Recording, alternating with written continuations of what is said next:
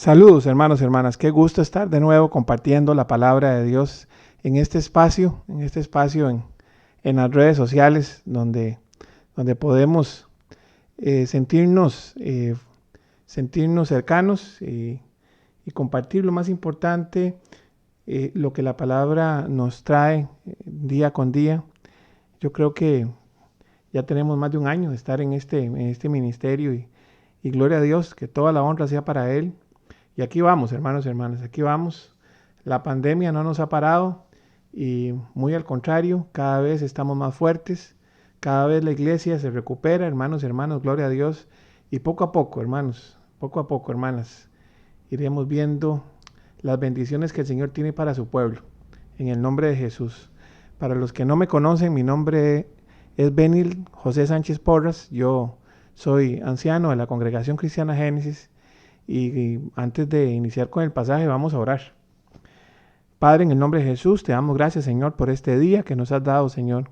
Hoy te damos gloria, honra, exaltación, Señor Padre Santo. Tú te mereces eso y más, Señor Padre bendito.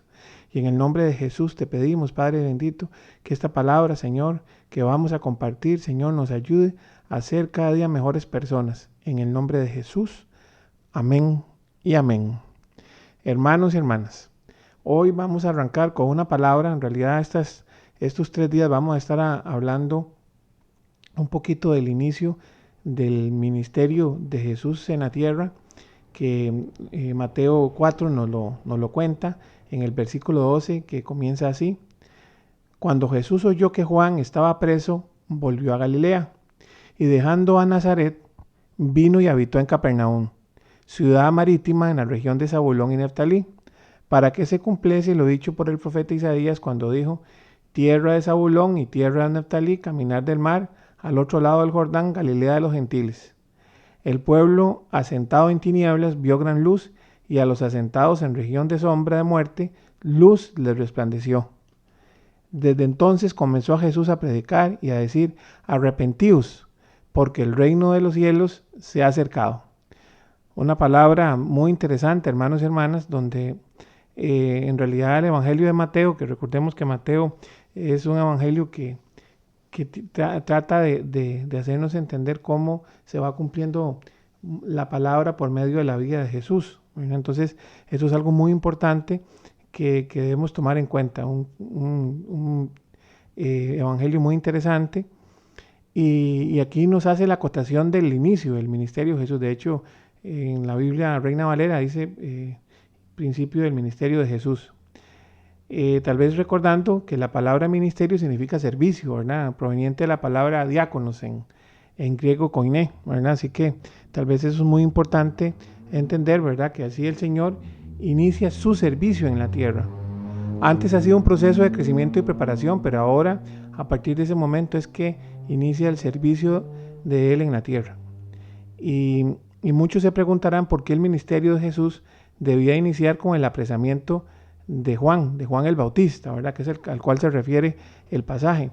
Inclusive muchos dirán que se fue al desierto huyendo de Herodes. O sea, recordemos que estos pasajes están posteriores a las tentaciones que le hace el enemigo a Jesús, y él estaba en el desierto y en el desierto cercano a Jerusalén, ¿verdad? Por lo que se lee en esa parte. Entonces, muchos podrían pensar así, ¿verdad? Sobre todo las personas que tal vez no conocen de la palabra y la maravilla de ser humano y obviamente Dios, que es Jesucristo, ¿verdad? Y en realidad también suena un poco lógico, porque recordemos que sus padres, cuando él está recién nacido, tienen que huir del padre de este nuevo rey, que es Herodes, ¿verdad? Él también se llamaba Herodes y que realmente quería asesinarlo, ¿verdad? Entonces tienen que huir a Egipto, pero eso no es lo que pasa acá. Entonces yo creo que es muy interesante verlo desde este enfoque, porque en realidad no fue para poner distancia entre la jurisdicción del rey y él, ¿verdad? O sea, eso no fue lo que pasó, sino realmente tiene que ver con una significancia con el tema de el ministerio de Juan, ¿verdad? Y la realidad es que esto implica que debía terminar el ministerio de Juan para que comenzase el de Jesús como tal, ¿verdad? Recordemos otra vez que ministerio es servicio, ¿verdad? Entonces es muy importante tal vez recordar Isaías 40, empezando en el versículo 1, donde empieza el consuelo para el pueblo, ¿verdad? Y sobre todo este pasaje que en los versículos, en muchos versículos del Evangelio se usan, que dice: consolaos, consolaos, pueblo mío, dice vuestro Dios. Hablad al corazón de Jerusalén, decidle a voces que su tiempo es ya cumplido, que su pecado es perdonado, que doble ha recibido de la mano de Jehová por todos sus pecados. Vos que clama en el desierto, preparad camino a Jehová, enderezad calzada en la soledad a nuestro Dios. Todo valle sea alzado y bájese todo monte y collado, y lo torcido se enderece y lo áspero se allane. Una palabra, hermanos y hermanas, sobre todo el versículo 3, ¿verdad? Que dice: vos que clama en el desierto, preparad camino a Jehová, enderezad calzada en la soledad a nuestro Dios. Muy importante, esto lo profetiza el padre de Juan, ¿verdad? Y lo usa también en muchos evangelios se ve. Y realmente esto es lo que venía a hacer Juan el Bautista. Su trabajo, su ministerio, era preparar el camino de Jehová, ¿verdad? Y por eso nos llama o llama a que el pueblo enderece su calzada en la soledad a nuestro Dios, como dice el versículo 3. Pero es muy importante esta parte, porque vean que en el versículo 4 termina hablando de enderezar y allanar. Si notamos, esos términos son laborales, ¿verdad? Relacionados con la preparación de la materia prima.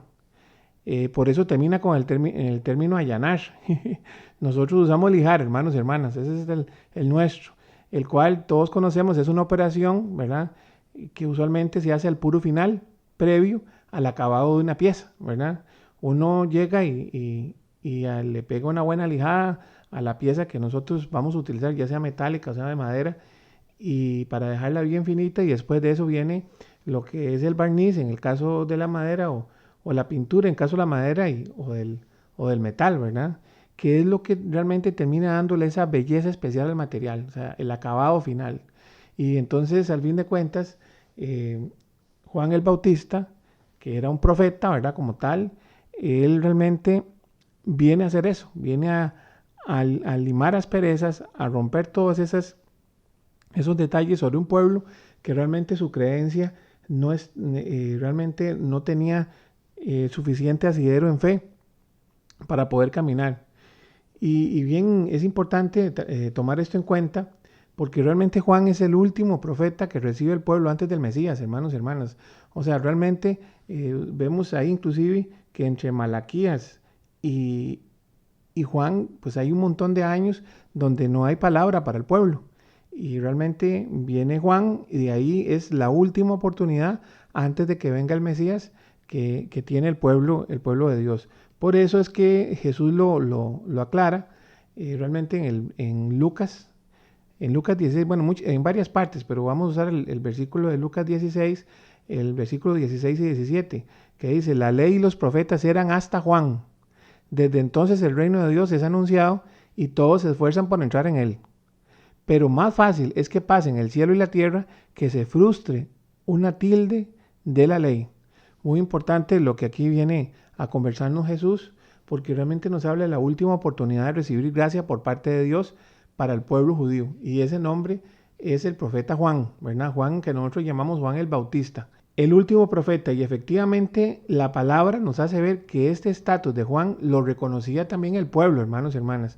O sea, el nivel de Juan fue muy importante porque el pueblo lo llegó a reconocer a tal punto que el mismo Herodes tenía mucho miedo de matarlo, a pesar de que le pasaba hablando, porque recordemos que Herodes cometió errores contra la palabra, ¿verdad? Se casó con la mujer del hermano, etcétera, etcétera, y Juan se lo decía en la cara, porque Juan era sin asco para hablar, ¿verdad? Él no tenía pelos en la lengua, simplemente lo que tenía que decir, tenía que decirlo de acuerdo a la palabra de Dios. Y, y él entendía, Herodes, que como rey mandara a matar a una persona reconocida por el pueblo como profeta, tenía consecuencias muy grandes, ¿verdad? Sobre todo con la comunidad judía, o sea, realmente podía perder mucho poder y la imagen siempre en los reyes, desgraciadamente, es una situación muy importante, ¿verdad? Entonces, al fin de cuentas, él termina siendo una movida ahí que entre la hija, la hijastra y la señora esta en discordia, y al final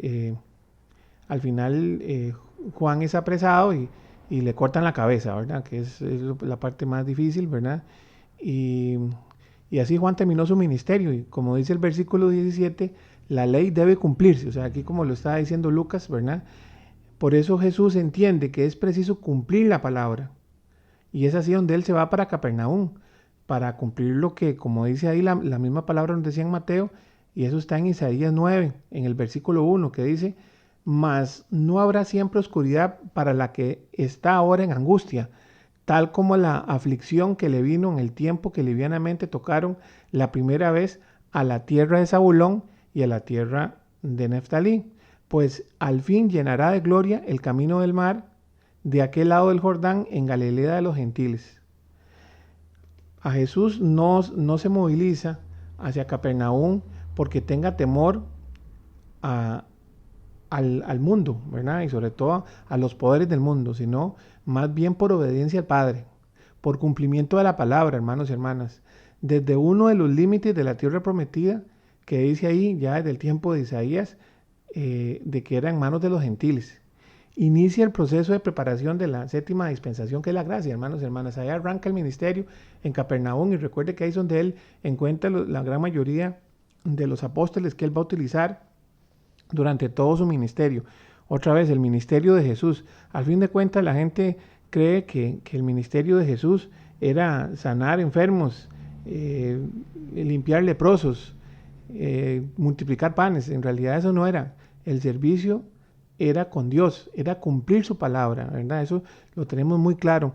Y por eso es tan importante, hermanos y hermanas, ver la palabra, no verla por pedazos, como muchas veces hay algunas connotaciones que lo hacen, o solo viven en el Nuevo Testamento, o solo viven en el Antiguo Testamento, no, el libro es completo, antiguo y nuevo, ¿verdad? Porque realmente hay una relación intrínseca, hay una continuación y sobre todo hay un cumplimiento de la palabra por parte de Jesucristo.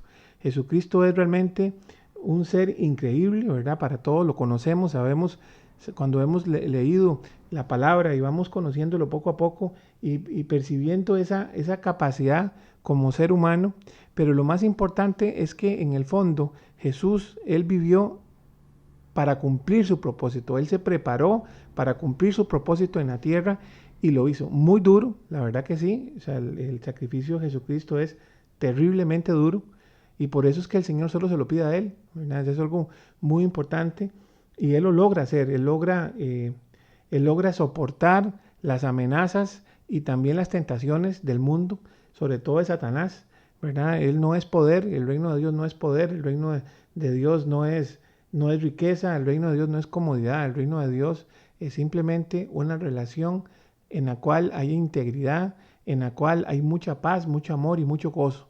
Lo más importante, tener ese equilibrio entre el alma, el cuerpo y el espíritu, hermanos y hermanas.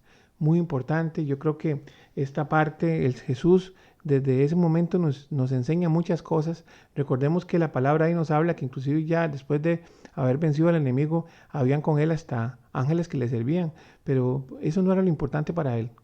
Lo importante para él era cumplir la palabra. Él perfectamente pudo pasar una vida diferente, una vida de riqueza y realmente ser admirado por todos, pero más bien al contrario, cuando la gente lo buscaba para exaltarlo de esa forma, él usualmente abandonaba el lugar, como pasó en el tiempo de la multiplicación de los panes y los peces, donde él, cuando ya la gente estaba pensando en ponerlo en el concilio, etcétera, etcétera, él realmente huye de eso porque esa no era la intención. No era el Jesús el hombre, sino el servicio, el ministerio de Jesús lo importante en la tierra.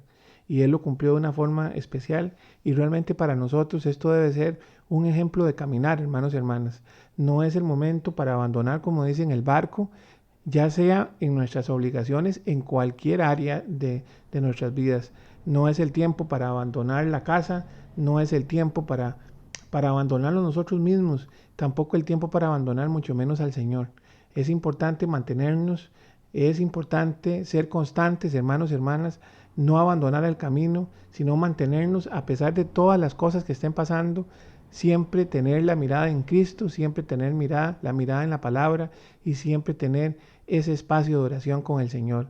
Hay una soledad, como lo dice el versículo, ¿verdad? Ahí también nosotros vamos a encontrar muchas respuestas para caminar a pesar de las cosas que estén pasando. Vamos a orar. Padre, en el nombre de Jesús, te damos gracias, Señor, por este día que nos has regalado, Señor, y te pedimos, Padre Santo, que esta palabra nos ayude, Señor Padre bendito, a poder mejorar nuestra constancia, Señor Padre Santo, nuestra fe, Señor, nuestra mansedumbre y nuestra templanza, Señor Padre Santo, en el nombre de Jesús. Hoy te pedimos, Señor, por todas nuestras familias, Señor, te pedimos también que haya paz en todos los hogares aquí representados, Señor Padre Santo, en el nombre de Jesús. Amén y amén. Que Dios me los bendiga, hermanos. Chao.